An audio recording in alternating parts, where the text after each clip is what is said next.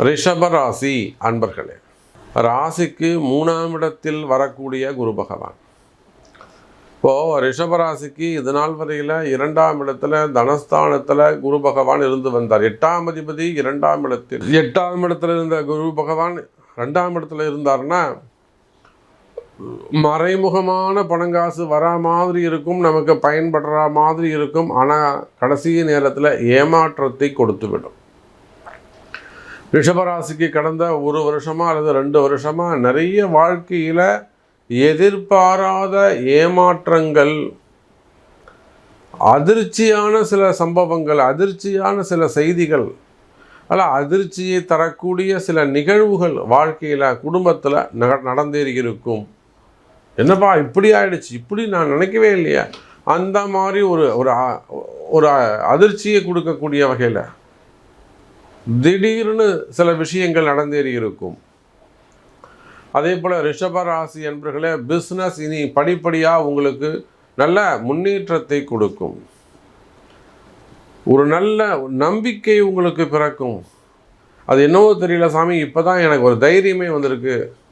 யார்? ரிஷபராசி என்பர்கள். நேற்று வரலும் எனக்கு ஒரு பயமாகவே இருந்தது, ஃப்யூச்சரை பற்றின ஒரு ஃபியர்னஸ் இருந்தது. ஆனால் பாருங்கள் சாமி, இப்போ எனக்கு அந்த ஒரு பயம் இல்லை, மனசில் ஒரு தைரியம் வந்திருக்கு. என்னன்னே தெரியல. அதுதான் குரு பெயர்ச்சி. உங்கள் மனசில் இருக்கக்கூடிய பயம் விலகும். அது நடந்துருமோ, இப்படி நடந்துருமோ, நம்மளால் சம்பாதிக்க முடியுமா, 10 பைசா வருமானம் இல்லாமல் இருக்கே, வருமானம் எல்லாம் போச்சு, இல்லைனா அதில் பணம் போட்டுட்டுமே அங்கே போய் பணம் லாக் ஆகிடுச்சா, இது கிடைக்குமா, இது கிடைக்காதா, வருமா, எந்த பயமும் உங்களுக்கு தேவையில்லை. நிம்மதியாக இருங்கள் ரிஷபராசி என்பர்களே.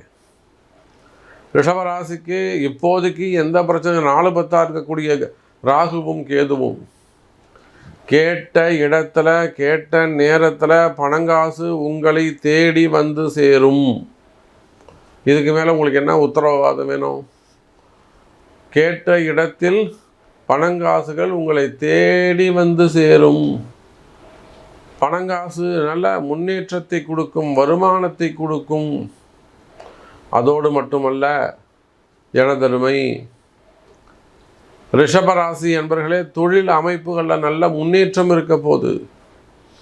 8ஆம் அதிபதி 3ஆம் இடத்துல உச்சம் பெறுகிறார்னு சொல்லும்போது, 8 3ஆம் இடத்தில் மறைந்தால் அப்போ 8ஆம் அதிபதி சிறப்பாக வேலை செய்வார்னு அர்த்தம். அதுவும் அந்த கிரகம் சுபத்துவமான கிரகம். 8 11 பாவிதான். அந்த முழு அசுபராக இருக்கக்கூடிய ரிஷபராசி, ரிஷப லக்னத்துக்கு 8 11 குரு பகவான் 3ஆம் இடத்தில் மறையும் போது, மறைந்த குரு நிறைந்த பலனை தரப்போகிறார். ஏதோ ஒரு விஷயம் உங்களுக்கு நடக்க போகுது, ஏதோ ஒரு சின்ன நல்லது நடக்க போகுது.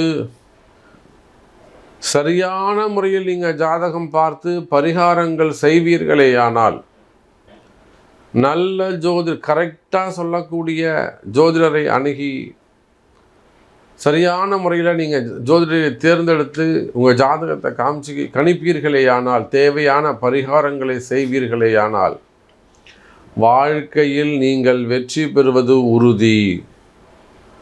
உங்களுடைய வெற்றியை எந்த எதிரியாலும் தடுக்க முடியாது. அந்த அளவுக்கு ரிஷபராசி நேயர்களே உங்களுக்கான வெற்றி காத்திருக்கிறது. எதையெல்லாம் எதிரிகளுடைய தொந்தரவுகளாக இருக்கலாம், இல்லை அங்கம் பங்காளிங்க சொந்தத்தில் வரக்கூடிய சூழ்ச்சிகளாக இருக்கலாம், மெயினாக அனுகூல சத்துருக்களுடைய உபத்திரமாக இருக்கலாம், திருஷ்டியாக இருக்கலாம், வியாபார கஷ்ட நஷ்டங்களாக இருக்கலாம், வேலையில் இருக்கக்கூடிய கஷ்ட நஷ்டங்களாக இருக்கலாம், வருமான குறைவு, வேலை இல்லாமல் இருப்பது, வருமானமே தடைபட்டு போவது, உடல்நிலை ஆரோக்கியம், குடும்ப கஷ்டம், இப்படி கடன் சுமைகள், கடன் பிரச்சனைகள், இப்படி எந்த பிரச்சனையாக இருந்தாலும் ரிஷப ராசி நேயர்களே பரிகாரம் கை கொடுக்கும். உங்கள் பிரார்த்தனை ஜெயிக்கும். உங்கள் பிரார்த்தனை ஜெயிக்க போகுது எனதருமை ரிஷப ராசி நேயர்களே. குரு பகவான் கண் திறந்து பார்க்க போகிறாரு. குரு பார்க்க கோடி நன்மை. 3-11ங்கிற பார்வையாக உங்களை பார்க்க போகிறாரு. அப்போ குரு பார்த்துட்டார்னு சொன்னால் நிச்சயமாக ரிஷபராசிக்கு உடனே ஒரு நல்லது நடந்துடும். ஜெயிக்கக்கூடிய ராசியாக நீங்கள் ஜெயிக்க வேண்டும் என்று சொன்னால், நீங்கள் எல்லா இடத்துலையும் வெற்றி பெற வேண்டும், நினச்ச காரியமெல்லாம் உங்களுக்கு வெற்றி பெற வேண்டும் என்று சொன்னால் குரு வழிபாடு, குரு பரிகாரம் கை கொடுக்கும். ரிஷப ராசி நேயர்களே.